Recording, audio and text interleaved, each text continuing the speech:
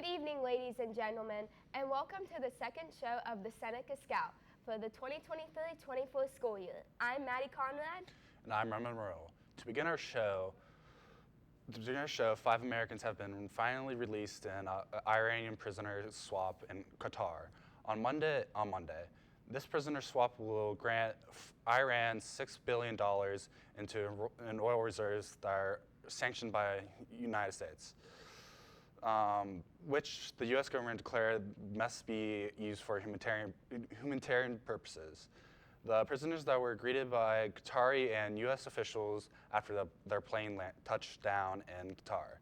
Just days before the Americans' prisoners were released, the Republicans slammed the deal, saying that it would encourage more Americans' imprisonment from Iranians. Families of the freed Americans say that their loved ones were wrongly detained and were used as bargaining chips by the Iranian government.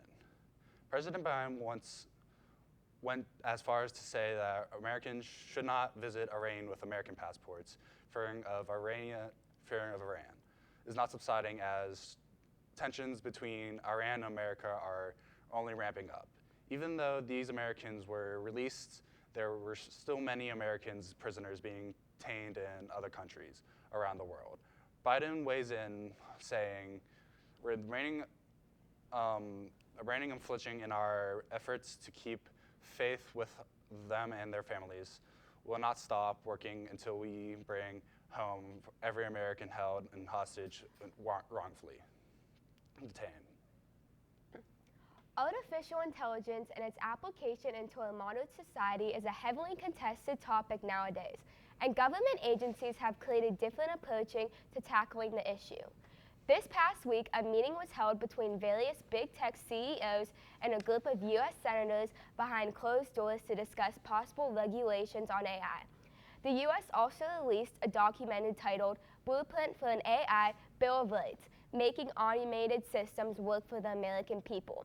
Other organizations such as the European Union have already drafted and began passing certain bills into law to create limitations on artificially intelligent systems. Both politicians and businessmen alike have argued the ethics of AI and its application. AI is already shown to be capable of everything from text analysis to job automation. So why are regulations to such an open technology being proposed? Among other reasons is the frontrunner is the capability of large language learning models such as ChatGPT to spread misinformation about a given topic. Language learning models are tasked to analyze information provided and conclude based on a given prompt. Thus, there is a potential for these models to regurgitate information from illegitimate sources. In addition, the interpretation of information from sources that can cause potential harm to the user are also analyzed by AI language models. This includes, but is not limited to, blueprints on the manufacturing of dangerous materials or substances or the interpretation of sensitive information from leaked documents, both of which can be interpreted as a threat to national security. Many feel, however, that individual entities, such as businesses or government agencies, could potentially blacklist all content that goes against their interests. Thus, the battle for the implementation for the restrictions on artificially intelligent systems continues with no clear result. And now, update on a devastating topic. The lead suspect in a shooting death of Los Angeles deputy Ryan Glinkenberg was arrested this Monday. The community of Palmdale, California was grief-stricken this past Saturday, ever since this ambush-style homicide of 30-year deputy. Following officers posted on Facebook, our deputy was a devout family member and a cherished community member. Sheriff Robert Luna added that he embodied every value of bravery, selflessness, and was committed to justice. The Los Angeles Police Department issued a warrant for a 28-year-old Kevin Colonna Salazar this morning.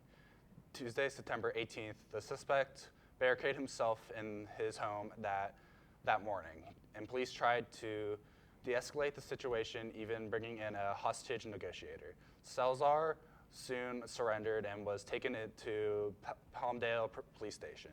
Kevin will stay in the custody pending on further investigation. Now, moving on to local news in Morgantown, Pennsylvania, 9 teenagers broke out of Pass at Academy Juvenile Detention Center. After a couple of hours of running, they were caught by the police and returned to custody. They broke out Sunday night by taking out a guard so they could get to the courtyard and crawled under a fence to get out. But according to the state police, Trooper David Boehm, it probably was planned but poorly planned. All were caught the next morning and all got charged with escape, and some may be charged with more charges for taking the keys and stealing a truck. Boehm also believes that what encouraged them to go out with this plan is to another escaped Danilo Souza Cavalcante, a murderer with a life sentence on his name, have been catched but being out of the prison for about 2 weeks. I figured we'd catch these kids because they are not as resilient as Cavalcante, Boehm said. Continuing more local news, putting out fires is not the only thing Pittsburgh firefighters do. Since Monday at 6:30 a.m., firefighters have been raising money for the Muscular Dystrophy Association by filling up their boots. This has been a continuing tradition since 1954. They will be out all day at a fire station in Pittsburgh along with intersections. In the past, they have raised $30,000 to $40,000 in a day for this association. With these funds, they'll help researchers and help with research and care. Make sure to head down to Pittsburgh to support some kids and for all these great causes and friendly firefighters and see some friendly firefighters. We also have an interesting story about the missing fighter jet in the United States. The F-35 fighter jet that went missing on September 18th has been found 2 hours away from where the pilot ejected and parachuted to safety. After the pilot ejected during a misshape, the United States fighter jet's stealth abilities appeared to be working too well, with authorities forced to ask the public for help finding an F-35 jet that went missing on September 18th somewhere over South Carolina. Many people are questioning why the stealth jet that was made to perfection went missing and why the Marines would ask American people for help. A U.S. representative from South Carolina named Nancy Mace says, "How in the hell do you lose an F-35? How is there not a tracking device? And we're asking the public to do what? Find a jet and turn it in." Though the jet was eventually found the following day on the 19th, the U.S. Marines are not yet updating the public as to how the disappearance happened.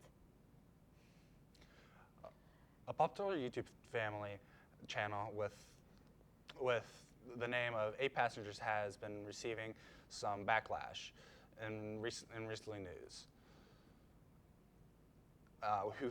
A family mom who filmed and made YouTube videos regarding her own husband, Kevin and Frank, and parenting their children, which many of their fans on their platforms began to worry about their health of their children. She was charged with child abuse earlier this month. Frankie was known for mentioning inappropriate topics or forcing her children to sleep in beanbags for months due to innocent pranks they pulled. Not much changed within the family until one of their children, Russell's, who was 12, escaped and went to a neighbor's house seeking help. He showed up at the house with marks and bandages, as was taken to the hospital. Ruby and her collaborator, Jody, were taken in by the police and charged with 6 counts. Each count is a sentence of 15 years in jail or a fine of $10,000. The YouTube channel has been taken down. We hope these kids are seeking out help and justice. Ending our show with something to look forward to this upcoming fall, this nostalgic house from this infamous Halloween movie is now up for sale. Halloween came out in 1978 and is known for having the iconic villain Michael Myers. This 4-bedroom house in Southern California, occupied by James Lee Curtis in the movie, is now on sale for nearly $1.8 million. Curtis' character is seen residing at the house when killer Michael Myers is now on the loose and targeting her. An agent with EXP lately, Heidi Backbox, states, "I've heard from neighbors that it is an amazing place to go, trick-or-treating, and that there's always a Michael Myers wandering around." The future owners should expect a lot of trick-or-treaters during the holiday. That concludes our show this Friday. Please keep tuning in to hear more unique stories, whether it be locally sourced or international news. Have a great night. Make sure to tune into this week's game, Seneca Valley versus Mount Lebanon.